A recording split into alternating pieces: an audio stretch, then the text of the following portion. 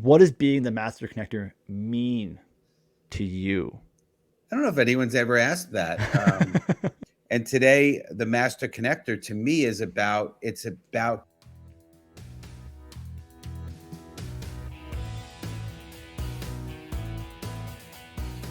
Thank you for clicking on this episode of From Stress to Success, where we unpack what it means to be successful and try to understand some of the roadblocks that can get in the way. As always, I'm your host, Freeman, entrepreneur and stress management coach. Today, I'm going to connect you with someone who understands what it means to work hard, what it means to have grit, and more importantly, someone who understands the lag time that often comes with being successful.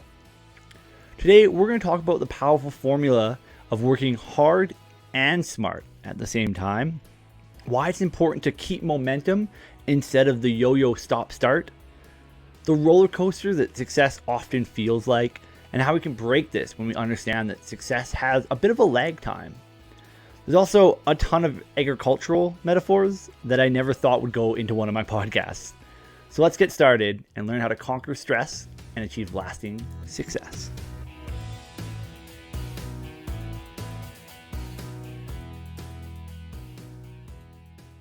So, Steve Spiro is the master connector with over 41,000 contacts between LinkedIn and his phone and all his platforms. He's the host of the Master Connector Show, which is a weekly show on LinkedIn, and I highly recommend you check that out.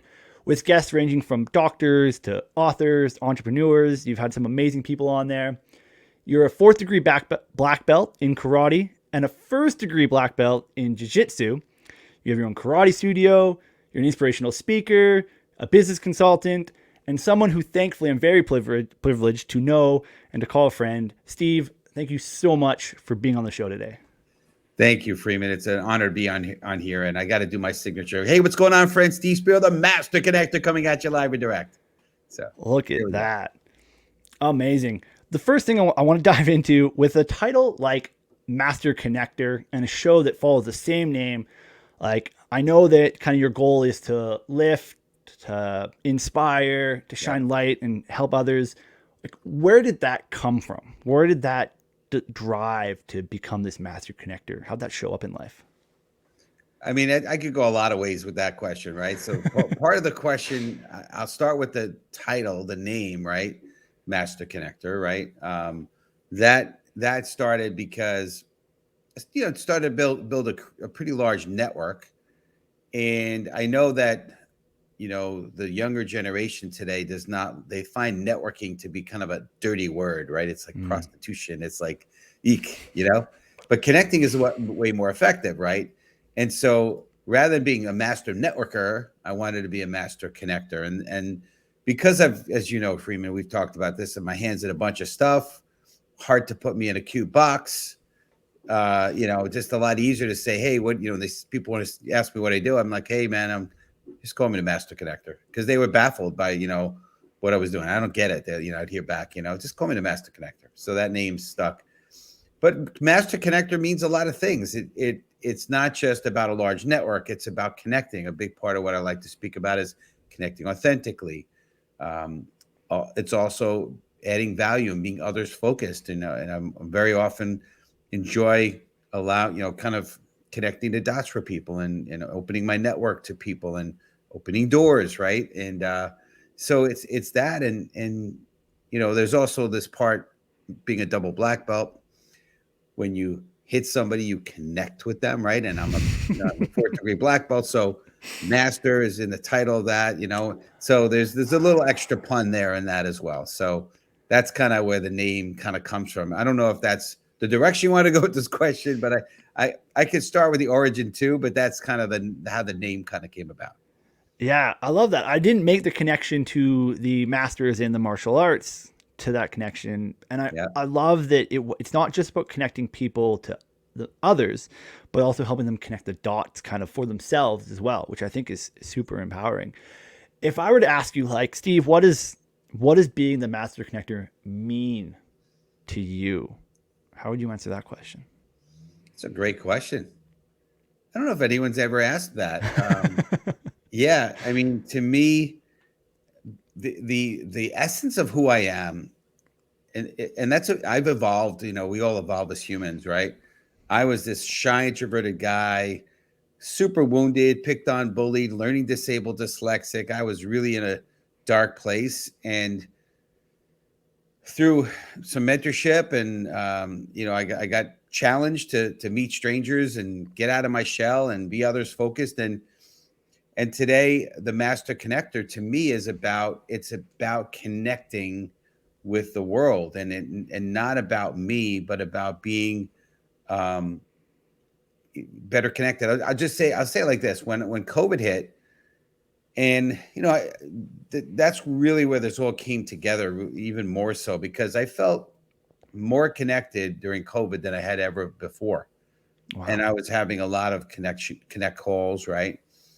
So, yeah, to me, master connector means, I am others focused. I'm very connected. I'm connecting authentically.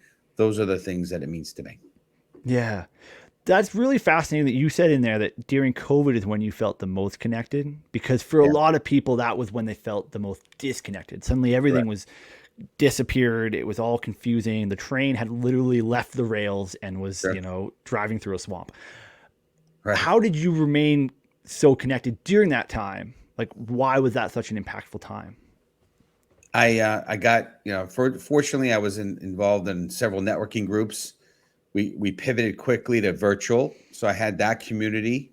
I had some other communities that were part of that we were meeting virtually as well, and most importantly, I was doing probably 6 or 7 or 8 virtual meetings, Zoom Wow. calls, if you will, a day, and I felt more connected because the challenge is when you have a big network, you know a lot of people, unless they're local. The old school way was you grab coffee, but that wasn't an option anymore. And then trying to schedule coffee, getting together with people because people like to wear busy like a badge of honor. So that's hard enough.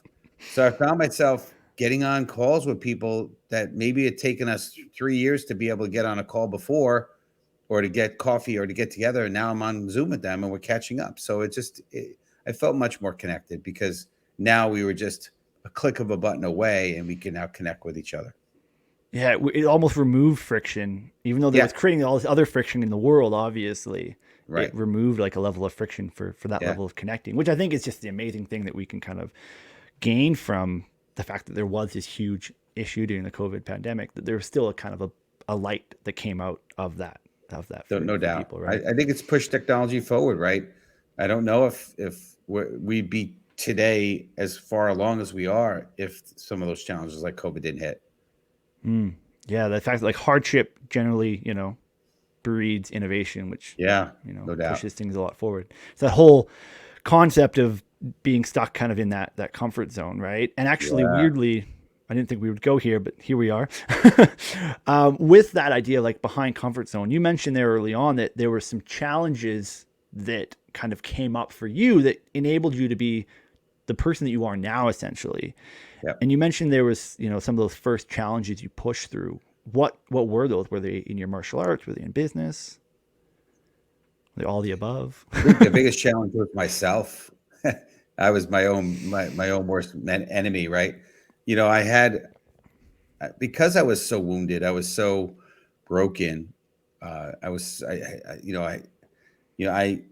I played the comparison game all the time, and I always lost. Right? Everyone was cooler than me, better looking than me, better, more articulate than me.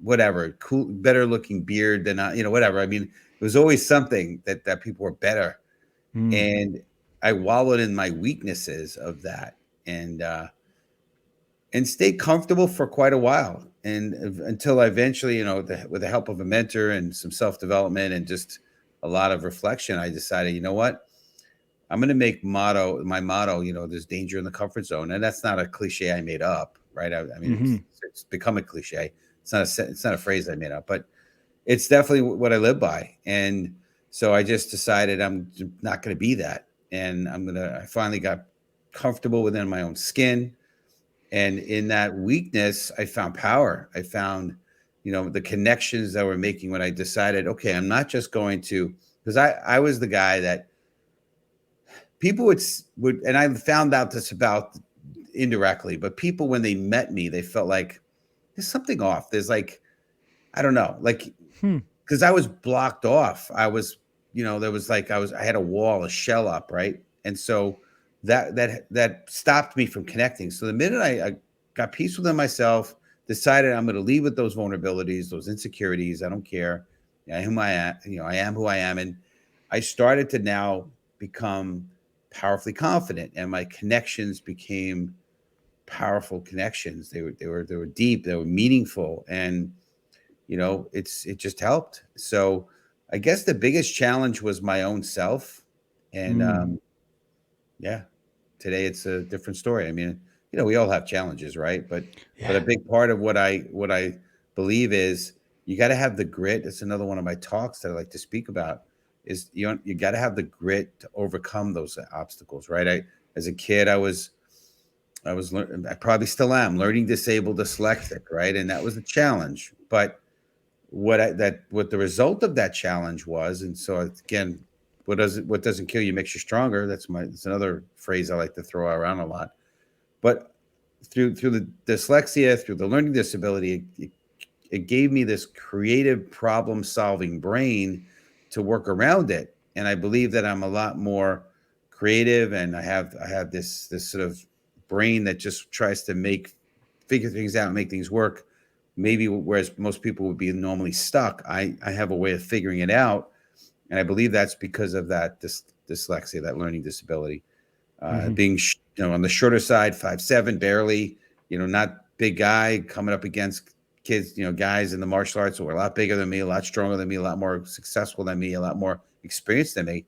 I had to work through that, and I had to develop my strength zone, and I wound up developing it. And at the tail end of when I finally started backing away from martial arts, there wasn't one guy that I couldn't go up against, and they feared me, in some ways, not in a horrible way, but they respected me, Mm-hmm.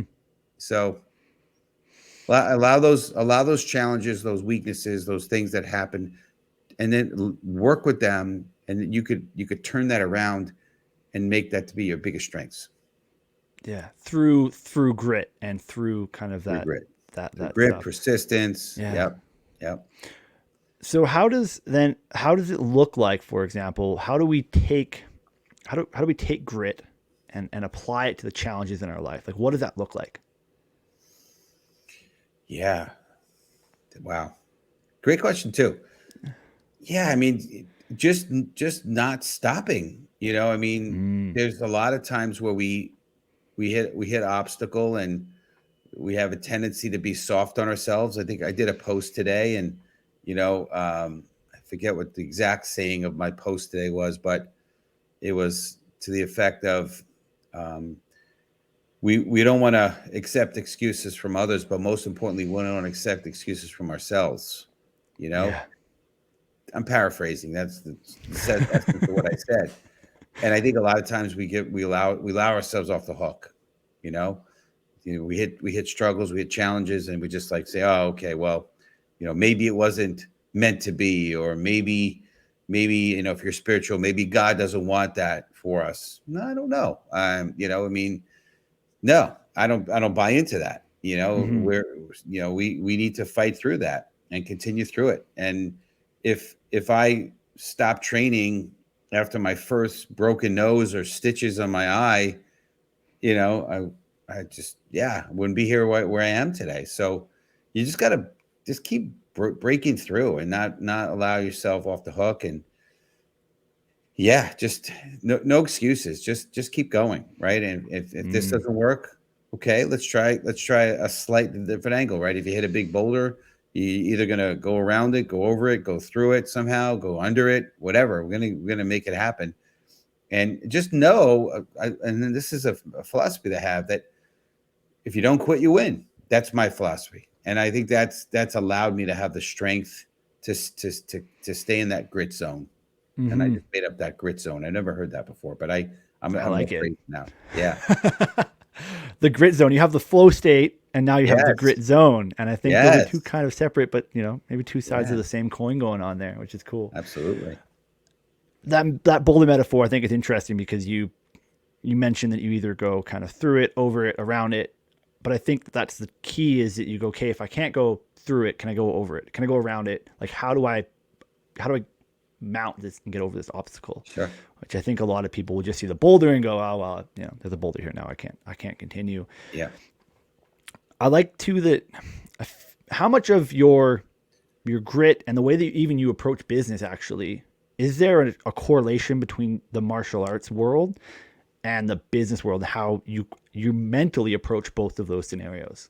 Sure. Yeah. I mean, 100%.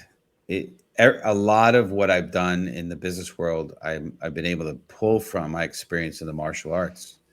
Um, I'll give you one example. It relates to business, but I'm going to give it to you in a sports way, in sports analogy. Yeah. So before the martial arts, I was big in tennis. I was training, I don't know, 6 days a week, 6, 7 hours a day. And I was like second singles on my tennis team in high school. And I was technically pretty good, right? But when I would play somebody who was not quite as good as me, technically I would lose because I would choke. And Okay. yeah, so fast forward, I get into the martial arts. I kind of back away from tennis. I put my efforts towards martial arts, and I come back to tennis for a little bit late, like a year later. And in the martial arts, there's a lot of, I'm not a Zen Buddhist, but there's a lot of Zen Buddhism there. So Mm-hmm. I kind of applied that sort of in the know, in the now, kind of in the zone, or just be in the moment. If you watch one of my favorite movies, The Last Samurai, there's a scene in the movie where Tom Cruise character is fighting this samurai and he's getting his butt kicked, and his sort of friend translator says to him, "No mind," basically, or too many minds, basically, and it's what happens. A lot of times we're thinking, overthinking, and I learned to sort of be in the moment, right, and not be Mm-hmm. thinking. You train so that you don't have to think anymore in the martial arts, and I apply that in business, right? You train, and then so when the time comes, you can do what you need to do, and you do it instinctively, and you could react based on the scenario, right? In a fight, if you're throwing a punch at me and okay, wait a minute, the punch is coming. I got to think, okay, let me bring my right arm up. I got to block it. No, in the world of martial arts, and if you're fighting for your life, if you think, you're dead, right? You can't think. You just Mm-hmm. got to react. So it gives you the ability to allow the instincts to work. So that's one area I've applied in business. The other thing that happened for me is when I started training, I was the I was a white belt. Of course, that's how you start in our class, and highest rank is black and black belt, and then there's colors in between. And in our class, how it would work is you'd stay on the far right. The newest person, white belt, would be on the far right, and in rank or time in. So the more seasoned white belts will be further to the left, and then it'll go all the way to the green belt, purple belt, brown belts, black belts. That's how our system was. And what would happen was my instructor was kind of a drill sergeant type. He was super mean. If he caught you just wiping your brow with sweat, give me 50 push-ups. I mean, it was crazy. Wow. Yeah, it was crazy. Tough love. Couldn't ask, can I get some water? None of that. There was none of that. And if you're not, there was a thing called a horse stance. It means you're kind of sitting like you're in a horse, but you're sort of, there's the horse under you, obviously. And if you kind of allow yourself to raise up and your knees aren't bent the way they're supposed to be, you come around, you whack you with a bamboo stick on the side of your leg. So, when he was kind of doing his thing across, having us do our basics, a lot of the guys to the left and to the right of me, when our sensei was down the very end, they would kind of dog it. They would kind of not really go all out. And I don't know what made me do this, but I just decided, no matter what, I'm going to give it all. I'm going to give it my all. all the time, Whether I'm being watched or not. whether being watched or not. And Yeah. what that did for me is it allowed me to kind of sort of fall in love with myself in a way. I know that sounds weird, but I started No. to say, you know what? I'm outworking out everybody. I'm outperforming everybody. I decided I wasn't going to miss class. If I was sick, I still came. I might have watched class, but then I couldn't get myself to just watch class. I said, I'll do summer class. And by the time class was done, I had finished it. I just couldn't. I know today with the way, health, and that's probably not acceptable today, right? When you're not feeling well, you should not go. But that's what it was back then. And those things I tried to apply in life. I typically outwork everybody. So back to my original story. So I Mm-hmm. outworked everybody, worked harder than everyone. I trained, practiced on my own. I was outdid it. Not because I'm trying to compare myself with them, because I wanted to believe myself that I convinced myself that I'm going to be really good here, just because I was doing more than anyone else. So when I joined martial arts, the gentleman who wanted becoming my partner at my karate studio, his name was John. When I joined 3 months after that, he went up for his black belt, and he had been training at that point at least 10 years, maybe 15 years before he went up for black belt. And it was incredible. I was super impressed with the whole test. There was only 2 guys getting tested. It was incredibly impressive. But he was black belt, and I had just joined 3 months ago. I was white belt. When I left and backed away from martial arts, I passed everyone in class except for him. He had made it to 5th degree black belt. I was 4th degree. So I caught up to him within 1 rank. And I attribute that to just outworking everyone and never quitting. The reason I made black belt and many people didn't is they quit. Yeah. And I learned that philosophy, again, if you don't quit, you win. You work harder than everyone else. Eventually, you're gonna pass everybody, and you're gonna be wildly successful if you do those 2 things. Most people, they might work hard, but then they give up a little bit. They work hard, they give up a little bit. I never wanted to be inconsistent. In fact, it was a lot easier to stay consistent over a very long period of time than it is to be all out for a while and then slow it down. To get back into that sort of jet stream, if you will, right? It takes a lot for an airplane to get up into the jet stream. It takes a lot of energy, but once in the jet stream, it's easy. There's hardly any energy that's up there to sustain it.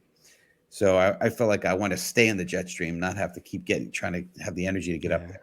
You put all that work into getting there. You might as well hang out in that easier state at that point in time. That's a really, I love that metaphor. That's really great, because that stop-starting is just, it's an ineffective way to do it.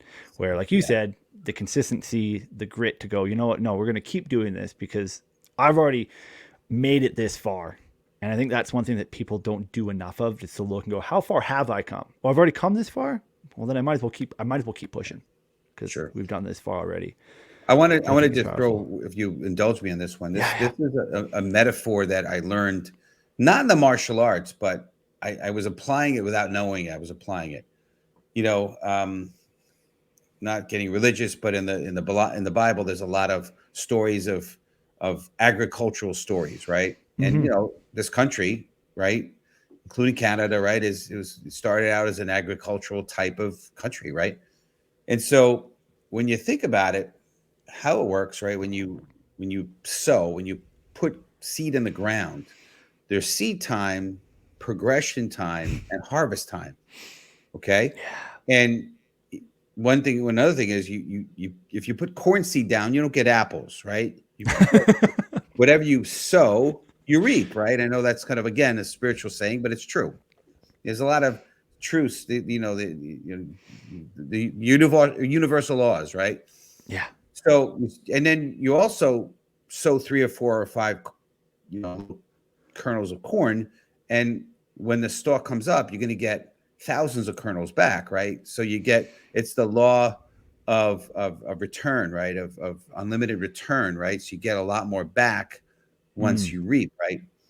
But here's the thing: a lot of times people, they sow, and don't forget, like, let's say, so here we are, as we're sowing some seed, and we're sowing consistently, this is that whole stay consistent method, right? Or mentality.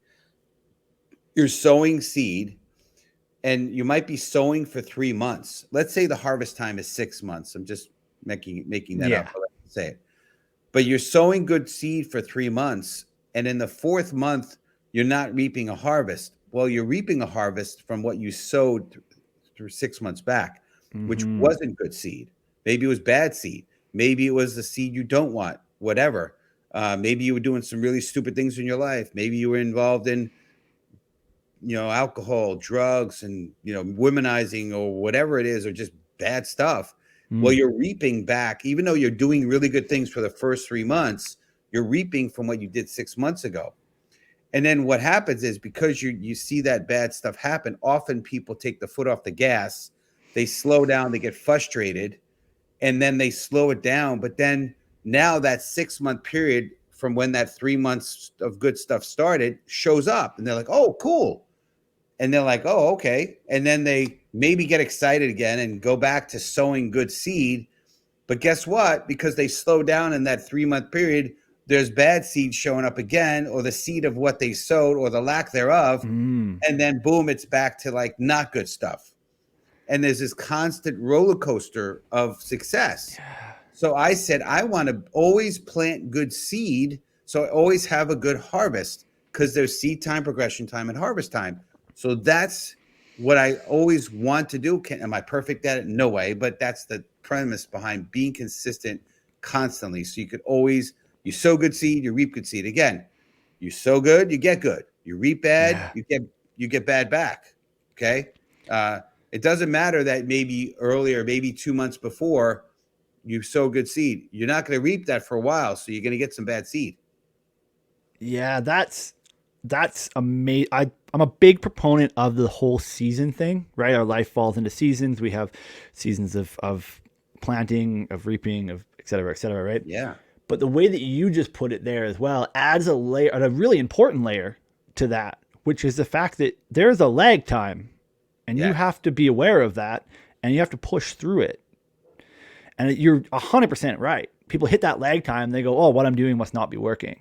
I'm just going to stop. And to your point, every plant seed has different lengths of lag time, right? So you may have heard the story of the Chinese bamboo tree. Have you heard this? No. Please enlighten me. So when you plant a seed for a Chinese bamboo tree, and you fertilize the soil, you water it, you tend to the soil, all that, right? Year later, nothing.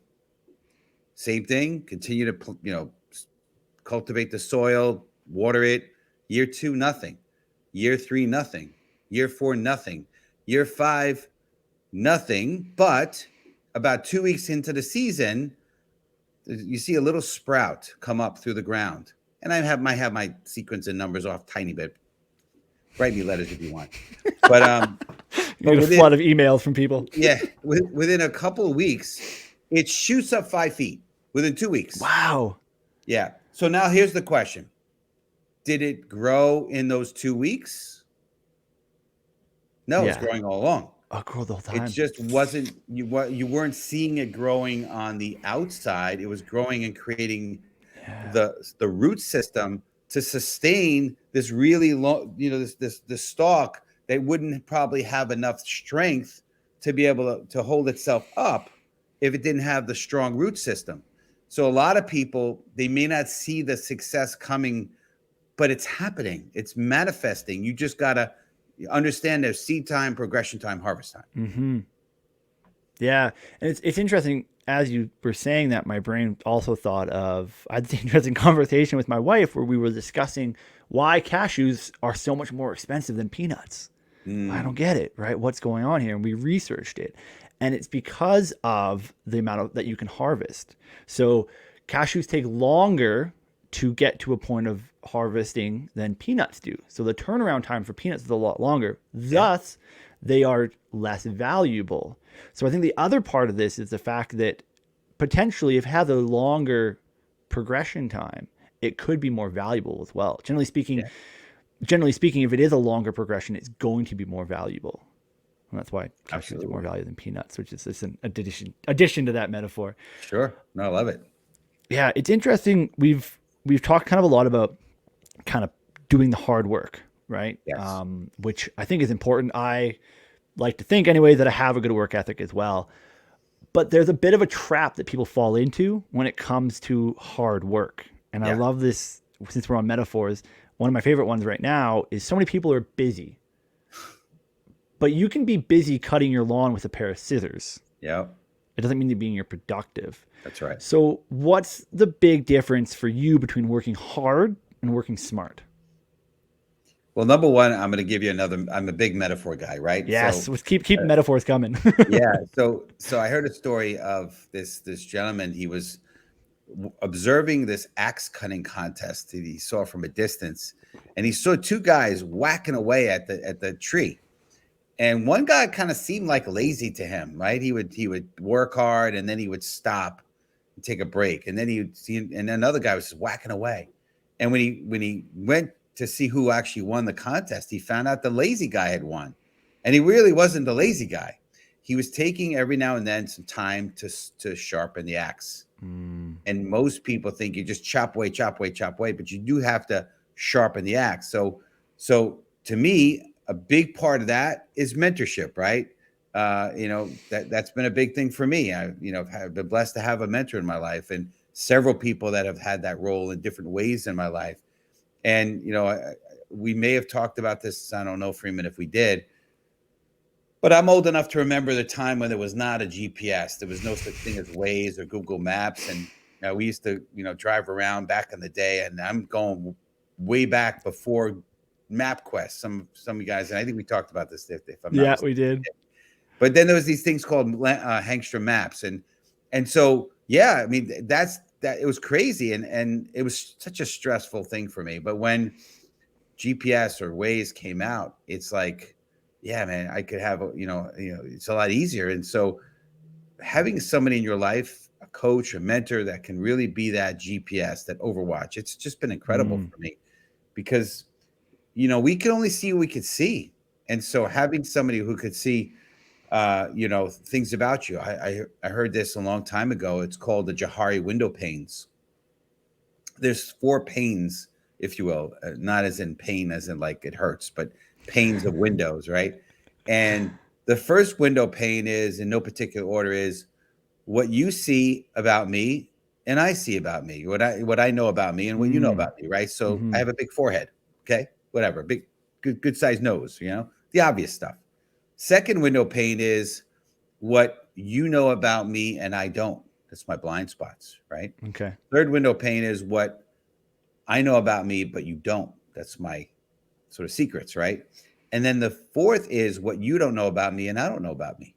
And that's the great unknown. That's the mystery. That's, again, our universe, the universe, God, our creator, whatever, Heavenly Father, whatever you want to call it. He knows, right? And so a good coach or mentor will help you with those 2 window panes, the ones of the blind spots, and helping you unlock the great unknown, that what your potential can be. And most people don't have somebody like that could do that for them. But I think it's so valuable to have someone like that in your life, for sure. Yeah, and I think when you combine what we're talking about here, when you take hard work and smart work, and you work hard and smart, I think that's really what starts to separate some things as well. That's it. Because now you're putting the work in. You're putting more work in than everybody else is, but you're doing it in a more efficient way. Absolutely. And that's, I think, a really big unlock for kind of achieving whatever it is that you deem that you want to achieve, whether it be financial, whether it be the kind of the freedom to do something you want to do, whether it be relationship, whatever that success is. I think that's part of it for sure. Yeah. With mentorship, because I know this is a huge thing for you, and it's something I truly value as well.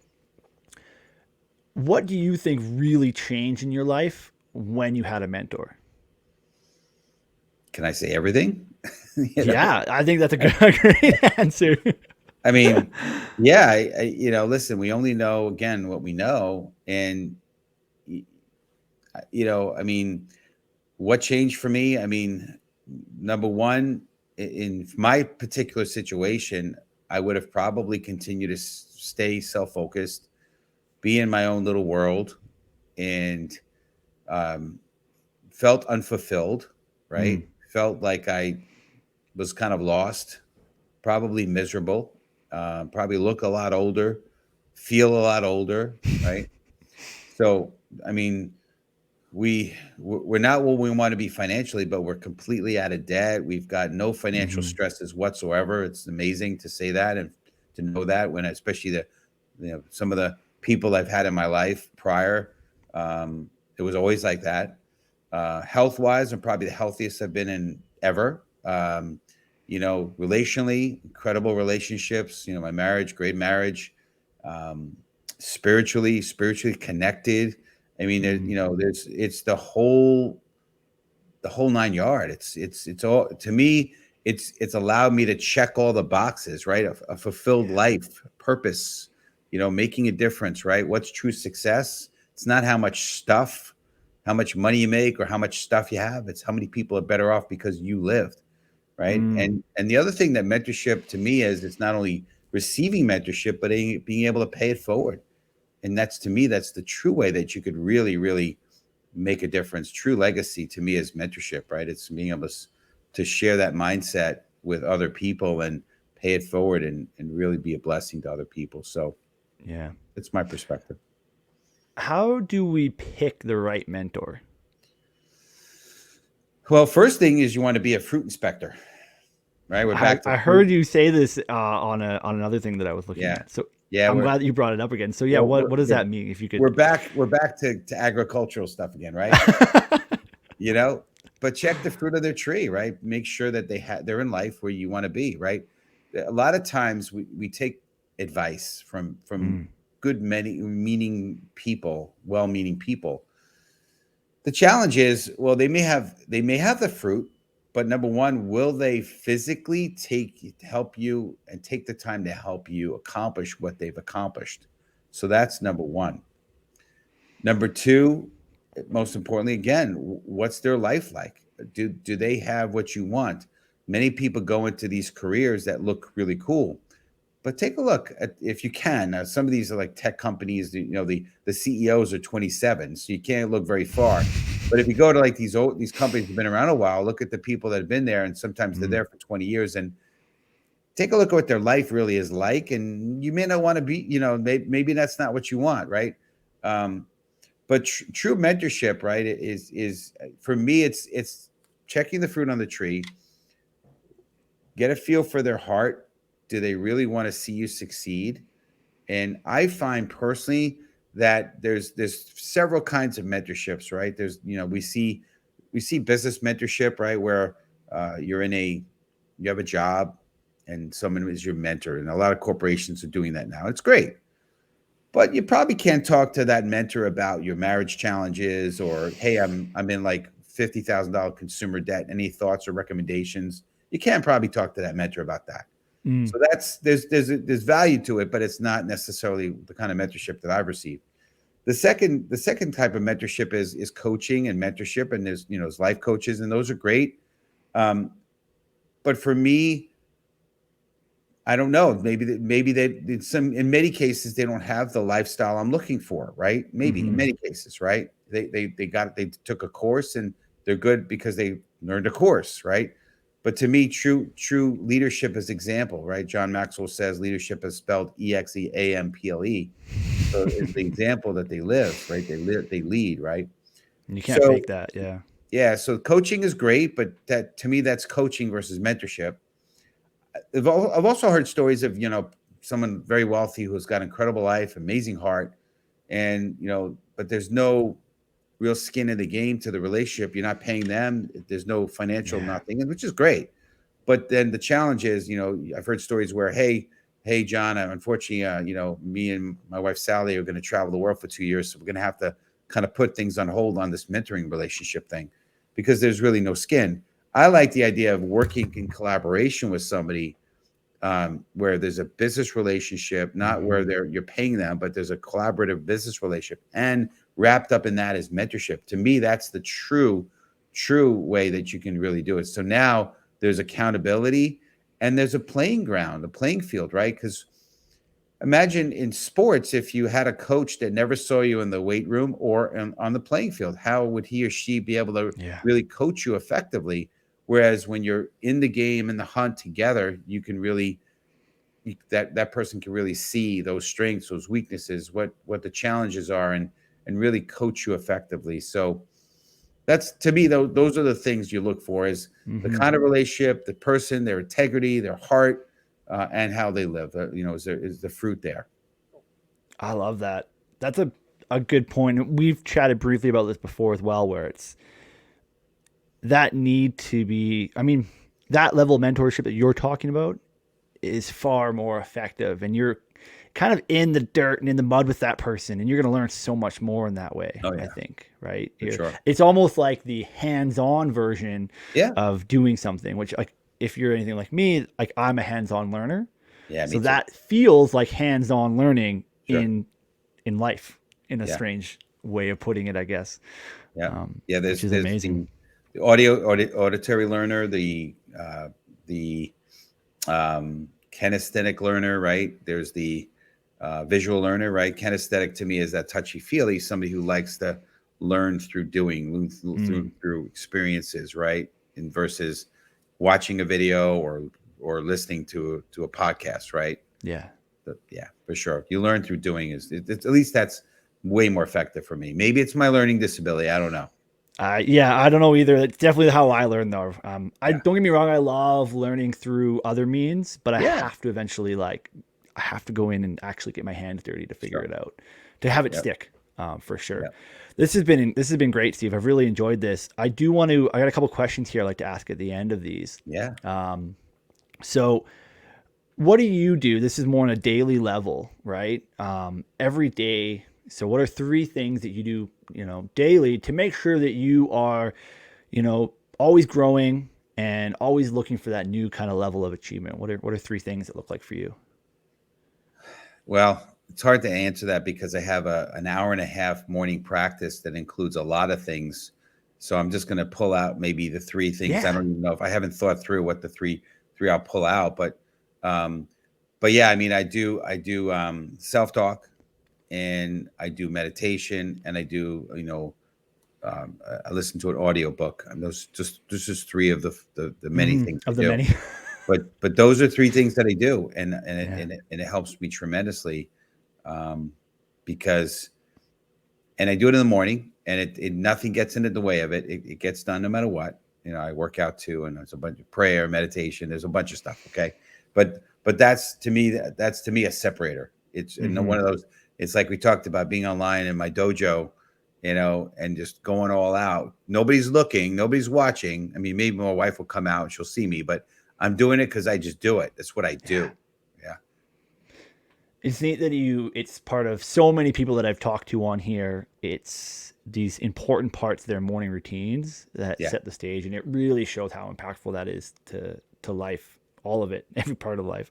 Yeah. The last question I want to ask is a big one, but in 1 to 2 sentences, if you could leave people with the most important lesson to being more successful and getting past roadblocks in life, what is that one lesson? Yeah, this may sound kind of woo-woo-ish or not so, like tangible, but just understand you're amazing. And you were made by, I believe in God. You could say universe. You could worship Barney Rubble if it's okay with me, whatever you want to worship. But I believe there's a God, and I don't believe he did anything. He doesn't make junk. So you're great. You're amazing. You have the seed of greatness within you. And I believe that if you stay steady, do the work, don't quit, you will succeed. I kind of said it before.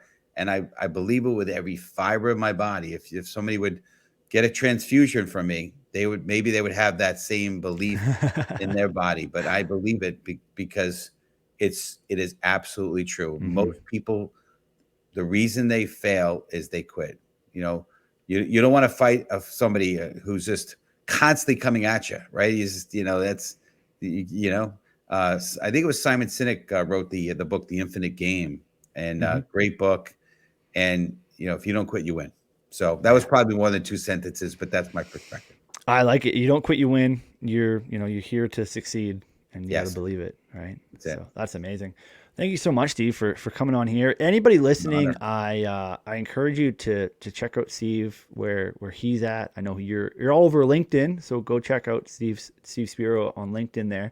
There'll be a link for that down below. Is there any space else that they can connect with you, Steve? Or anything Yeah, I mean, check out? is go to stevespiro.com. It's a digital business card that has a lot of links, including my LinkedIn, but also my speaker page. I have a speaker website. It's spiro-global.com. So Spiro with the little minus sign, global.com. And that's my speaker page. I'm an inspirational speaker. I'm looking to continue to travel the world, be a beacon of lights, and speak and inspire, and really, show the world that it's an incredible place that we can really thrive in. But yeah, so that's that, and of course, masterconnector.show. You could sign up. There's the next, I think, 8 or 9 episodes are up on our site. People could register for and check out our show. Yeah, I love that. I like that it's all under stevespiro.com. Like, again, you're working smarter, not harder. You're like, I'll just put it all in one place. He's got to go find it here. It's good. I like that. Again, thank you so much, Steve, for coming on. If you're listening, if you've enjoyed this, I highly recommend, like I said, check out what Steve's doing. Go watch the Master Connector. It's great. I watched a couple in the last few weeks. Really enjoyed them. Check out what else is on my podcast here. And it means the world for me if you could subscribe and follow. And just thank you guys so much for spending the last 45 minutes listening to me and Steve here. I hope you've gained some value here. And again, Steve, really appreciate you coming on and sharing what you have with all these people. Absolute pleasure and honor. Thank you for having me on. Awesome. Thank you so much, guys. As always, go out there today, do something great, and most of all, make somebody else smile today, guys. Have a good one.